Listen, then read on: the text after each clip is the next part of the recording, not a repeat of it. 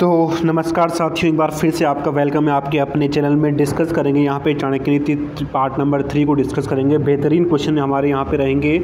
2 test paper हम यहाँ पे डिस्कस करेंगे जो आपकी एग्ज़ाम के प्रिपरेशन के लिए आपकी बहुत हेल्प करेंगे। इनका PDF आप नीचे टेलीग्राम का लिंक है, वहाँ से डाउनलोड कर सकते हैं। और इससे पहले वाले जितने भी पार्ट हैं आपको ऊपर आई बटन में आपको लिंक मिलेगा या नीचे डिस्क्रिप्शन में लिंक मिलेगा, वहाँ से डाउनलोड कर सकते हैं। पहला क्वेश्चन देखते हैं कि चेरनोबिल या फिर Chernobyl disaster in Ukraine is related to. Ukraine में जो चेरनोबिल जो डिजास्टर हुई थी वो किससे संबंधित है? डिफेंस से, फर्टिलाइजर प्लांट से, केमिकल डिफ्यूजन से या फिर न्यूक्लियर रेडिएशन से। तो आपको पता है यूक्रेन जो कि पहले रशिया का एक पार्ट हुआ करता था, वहाँ के न्यूक्लियर पावर प्लांट में एक एक्सीडेंट, एक दुर्घटना हुई थी, रेडिएशन निकला था, जिस दुर्घटना को चेरनोबिल डिजास्टर के नाम से जाना गया। ऑप्शन नंबर ए यहाँ पे सही हो जाएगा।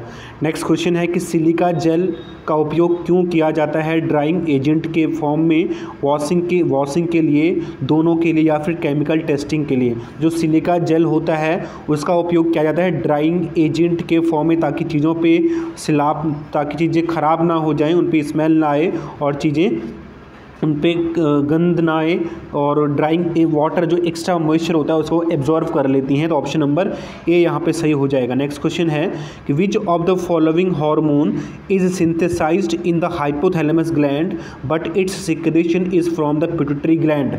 निम्न में से किस हार्मोन का संश्लेषण हाइपोथैलेमस ग्लैंड्स में होता है? संश्लेषण मतलब बनता है, परंतु इसका सिक्रेशन रावण नहीं है, ये श्रावण होना चाहिए था।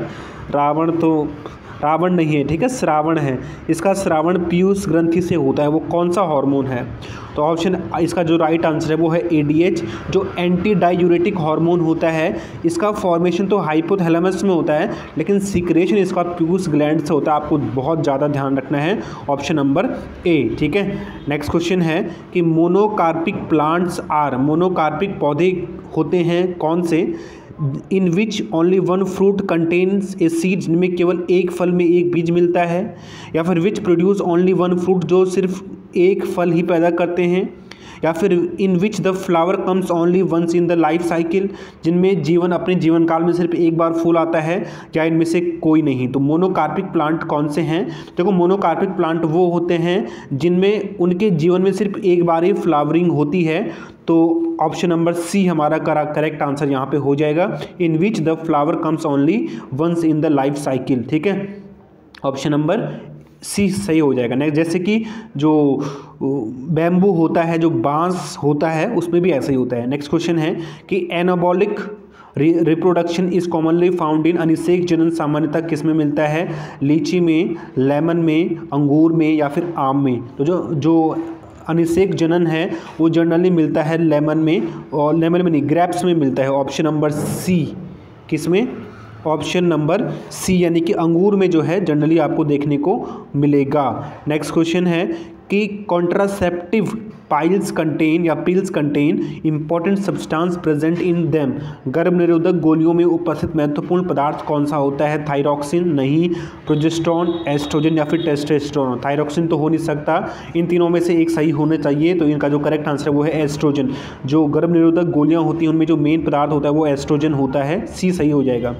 नेक्स्ट क्वेश्चन है कि if the amount of ADH in the blood is reduced then the amount of urine, अगर ब्लड में जो है एंटी डायूरेटिक हार्मोन की जो मात्रा है वो कम हो जाए, रिड्यूस का मतलब होता है कम होना, तो ब्लड में जो मूत्र है, जो यूरिन है, उसकी मात्रा क्या होगी? ऑप्शन है आपके पास, बढ़ जाएगी, घट जाएगी, सेम रहेगी या फिर इनमें से कोई नहीं। तो ADH की मात्रा कम होने पे ब्लड में यूरिन की जो मात्रा है वो बढ़ जाएगी। तो ऑप्शन नंबर ए हमारा यहाँ पे सही आंसर हो जाएगा। नेक्स्ट क्वेश्चन है कि which of the following hormones maintain biological clock in human. निम्न में से कौन सा हार्मोन मनुष्य में बायोलॉजिकल क्लॉक बोलते हैं, जैसे हमारे सुबह उठने पर नींद अपने आप खुल जाती है, रात होने पे नींद आने लगती है, दिन होते ही जो है भूख लगने लगती है। तो इसी को बायोलॉजिकल क्लॉक बोलते हैं, जो हमारी बायोलॉजिकल एक्टिविटीज़ को कंट्रोल करता है। तो ऐसा मेलेटोनिन हार्मोन के कारण से होता है। ऑप्शन नंबर ए, 8 का फर्स्ट हमारा करेक्ट आंसर हो जाएगा। ए यहाँ पे सही है। मुझे कॉमेंट करके बताओ कि मेलेटोनिन हार्मोन कहाँ से इसका सिक्रेशन होता है, इसका स्रावण कहाँ से होता है। ये क्वेश्चन आप HW में कमेंट करो फटाफट से। नेक्स्ट क्वेश्चन है कि in which of the following is not a bacterial disease. ध्यान रखना नॉट लिखा है, निम्न में से कौन सा एक बैक्टीरियल डिजीज़ नहीं है, नहीं है। एंथ्रैक्स, रिंडरपेस्ट, ब्लैक वाटर या फिर नन ऑफ दीज, इनमें से कोई नहीं। कौन सा बैक्टीरियल डिजीज़ नहीं है, कौन सा बैक्टीरियल डिजीज़ नहीं है, तो ऑप्शन नंबर बी हमारा करेक्ट आंसर हो जाएगा। रिंडरपेस्ट एक वायरल डिजीज़ है, एक वायरस से होने वाला डिजीज़ है, तो बी सही है। बाकी एंथ्रैक्स और ब्लैक वाटर दोनों बैक्टीरिया से होते हैं। नेक्स्ट क्वेश्चन है कि maximum fat percentage in milk of dash buffalo, यानी कि डैश भैंस के दूध में अधिकतम वसा होती है, मुर्रा के, मैसाना के, भदावरी के या जाफराबादी के। तो कौन सी भैंस के दूध में सबसे ज़्यादा फैट परसेंटेज होता है, तो वो है ऑप्शन नंबर सी, जो भदावरी भैंस होती है उसके दूध में मैक्सिमम फैट परसेंटेज आपको देखने को मिलेगा। नेक्स्ट क्वेश्चन है कि Gerber method is used for testing in milk. Gerber method का उपयोग परीक्षण के लिए किया जाता है दूध में, किसके परीक्षण के लिए, फैट के, प्रोटीन के, लैक्टोज के, विटामिन के। तो जर्बर जो मेथड है वो दूध में किसके टेस्टिंग के लिए करते हैं, तो करेक्ट आंसर है इसका फैट परसेंटेज का पता करने के लिए दूध में हमेशा इस टेस्ट को किया जाता है। ठीक है। नेक्स्ट क्वेश्चन है कि ए गुड क्वालिटी दही should have acidity less than. एक अच्छी गुणवत्ता वाली दही में अम्लता कम से कम होनी चाहिए। ठीक है, कितनी होनी चाहिए, 1%, 0.8%, 1.5% या फिर 2.0%। तो इसका करेक्ट आंसर है कि अच्छी जो दही होती है उसमें जो एसिडिटी है ये, वो उसमें एसिडिटी का जो अमाउंट है वो लेस देन 0.8 होना परसेंटेज होना चाहिए। नेक्स्ट क्वेश्चन है कि humpless cattle belong to group. Humpless जो कैटल होते हैं वो किस ग्रुप से बिलोंग करते हैं, Bos indicus, boss taurus, both या दोनों। इसका कमेंट आप मुझे करोगे, इसका कमेंट जिसका आंसर जो है इन्होंने यहाँ पे मेंशन किया नहीं है, तो आप मुझे कमेंट करके बताना क्या है इसका आंसर। ठीक है, ढूंढ के बताना मुझे। नेक्स्ट क्वेश्चन है कि docking in the ship is done at the age of. भेड़ों में डॉकिंग किस उम्र में की जाती है, 7 से 10 दिन में, 30 दिन में, 60 दिन में या फिर एक साल में। तो डॉकिंग का जो मेथड है वो भेड़ों में वो 7 से 10 दिन के अंदर, जन्म के 7 से 10 दिन के अंदर जो है किया जाता है। अगला क्वेश्चन है कि the lightest body weight goat is. सबसे हल्की जो बकरी है वो कौन सी होती है, बकरी की कौन सी नस्ल सबसे हल्की है, जमुनापरी, बीटल या टॉगनबर्ग। तो कौन सी है, तो इसका करेक्ट आंसर है टॉगनबर्ग जो है बकरी की सबसे हल्की जो है लाइट वेट वाली बकरी होती है। नेक्स्ट पार्ट देख, टेस्ट नंबर 6 को देखो। इसका फर्स्ट क्वेश्चन है कि in RNA nucleotides glycosidic bonds are present between. एक RNA न्यूक्लियोटाइड में ग्लाइकोसाइडिक बॉन्ड किसके बीच में मौजूद होते हैं, राइबोज एंड फॉस्फेट के बीच में, फॉस्फेट एंड नाइट्रोजनस बेस के बीच में, ribose sugar and nitrogenous base के बीच में, या फिर यूरेसिल और फॉस्फेट के बीच में। तो जो RNA न्यूक्लियोटाइड होता है उसमें जो ग्लाइकोसाइडिक बॉन्ड होते हैं वो राइबोज शुगर और नाइट्रोजनस बेस के बीच में होते हैं। तो फर्स्ट का सी आंसर यहाँ पे सही हो जाएगा। नेक्स्ट क्वेश्चन देखो कि a frog which feeding on a herbivorous insect. एक मेंढक जो एक हर्बीवोरस यानी एक शाकाहारी कीट पर निर्भर होता है अपने खाने के लिए, तो वहाँ पे फ्रॉग किस कैटेगरी में आता है, प्राइमरी कंज्यूमर की, कार्निवोरस की, या फिर सेकेंडरी कंज्यूमर की, या ओमनीवोरस की। ओमनीवोरस तो हो नहीं सकता यहाँ पे। दूसरे का जो आंसर है वो है सेकेंडरी कंज्यूमर। यहाँ पे मेंढक जो है वो सेकेंडरी कंज्यूमर की कैटेगरी में आएगा।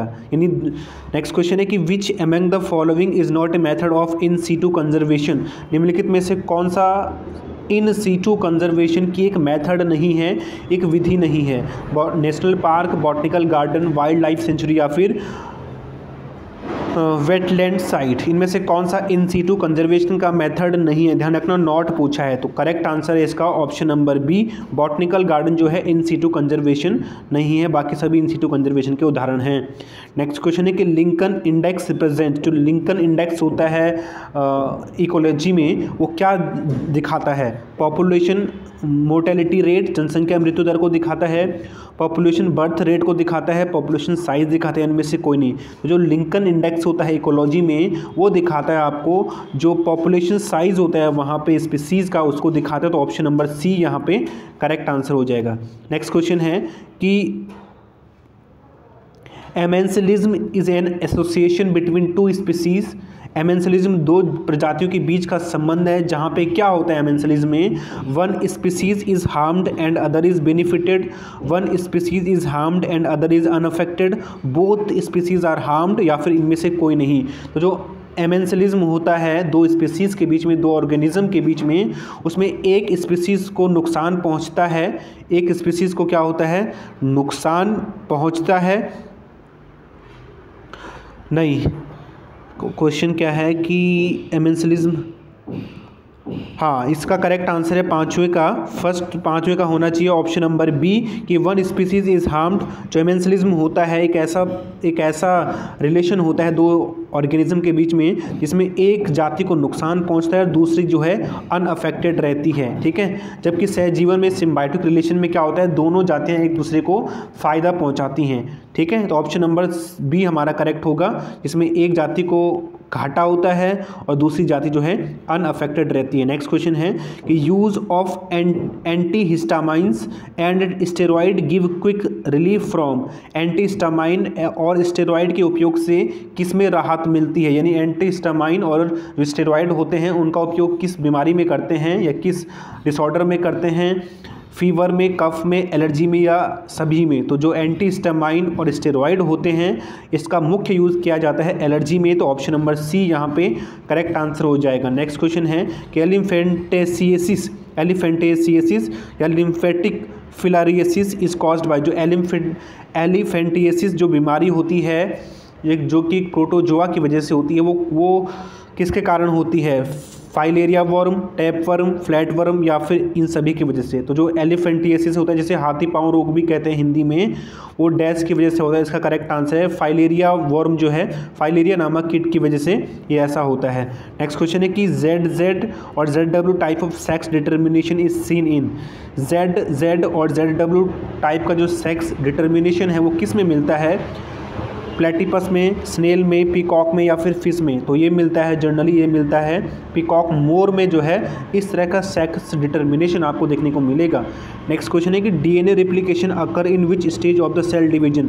डीएनए रिप्लिकेशन कोशिका विभाजन की किस अवस्था में होता है, जीवन फेज में, फर्स्ट ग्रोथ फेज में, G2 यानी सेकंड ग्रोथ फेज में, थर्ड यानी S यानी सिंथेसिस फेज में, और फोर्थ यानी D यानी कि मेटा फेज में। तो करेक्ट आंसर है इसका, जो डीएनए रिप्लिकेशन होता है वो सेल डिवीजन की जो है वो होता है एस फेज में, यानी कि सिंथेटिक फेज में, एस फेज में। ऑप्शन नंबर सी सही हो जाएगा। नेक्स्ट क्वेश्चन है agar is produced by. Agar किससे मिलता है, फंगी से, एल्गी से, बैक्टीरिया से या फिर ब्लू ग्रीन एल्गी से। जो एगर है वो एल्गी से प्राप्त होता है, option number B. Next question है कि एलिल्स क्या होते हैं, ट्रू ब्रीडिंग होमोजाइगोट्स होते हैं, different molecular form of gene होते हैं, वेक्टर डीएनए होते हैं या फिर फिनोटाइप होते हैं। जो एलिल्स होते हैं मेंडल के हिसाब से जो जेनेटिक्स के बारे में अधिकतर बात करते हैं, तो एलिल्स जो है वो different molecular form of gene होते हैं, ऑप्शन नंबर बी यहाँ पे सही हो जाएगा। नेक्स्ट क्वेश्चन है कि which of the following is being tried in India as biofuel substitute for fossil fuel. Bharat में जीवाश्म ईंधन के लिए जैव ईंधन विकल्प के रूप में निम्नलिखित में से कौन सा प्रयास किया जा रहा है, यानी किसका यूज़ जो है बायोलॉजिकल फॉसिल फ्यूल की जगह बायोलॉजिकल फ्यूल में कर रहे हैं, जेट्रोफोपाइनस म्यूसाया। तो इसका जो करेक्ट आंसर है 12वें का वो है ऑप्शन नंबर ए, जेट्रोफो का पौधे का उपयोग, जो जेट्रोफो का प्लांट होता है उसकी पत्तियों से जो है बायोफ्यूल जो है बनाया जा रहा है, जैव ईंधन बनाया जा रहा है। और इस पे जो इंडियन पेट्रोलियम इंस्टीट्यूट है जो देहरादून में स्थित है, उसने कई सारे यहाँ पे इस संबंध में रिसर्च भी किए हैं। नेक्स्ट क्वेश्चन है कि biolistic technique is used in. Biolistic technique का उपयोग किस में किया जाता है, जीन ट्रांसफ़र प्रोसेस में, टिश्यू कल्चर में, हाइब्रिडाइजेशन प्रोसेस में या फिर डीएनए फिंगरप्रिंटिंग में। तो बायोलिस्टिक टेक्निक का उपयोग हम कर सकते हैं जीन ट्रांसफ़र प्रोसेस से, ऑप्शन नंबर ए यहाँ पे सही हो जाएगा। नेक्स्ट क्वेश्चन है कि which of the following is not applicable to RNA. निम्न में से कौन सा आरएनए पर लागू नहीं होता, Chargaff rule, complementary base pairing, heterocyclic nitrogenous base या इनमें से कोई नहीं। तो आरएनए पे इनमें से कौन सा लागू नहीं होता, नॉट पूछा है, कौन सा आरएनए के लिए ट्रू नहीं है।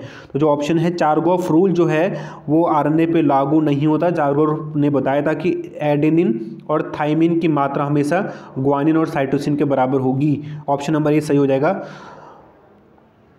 और ये क्वेश्चन आपके लिए HW है, खास क्वेश्चन है, मुझे कमेंट करके बताओगे कि nuclear involve is derived from, nuclear involve जो है किससे डेराइव्ड होता है, माइटोकॉन्ड्रिया से, मेम्ब्रेन ऑफ गोल्जी बॉडी से, रफ एंडोप्लाज्मिक रेटिकुलम से, या फिर स्मूथ एंडोप्लाज्मिक रेटिकुलम से। आप मुझे कमेंट करो। आज के लिए बस इतना ही। Thank you so much, God bless you.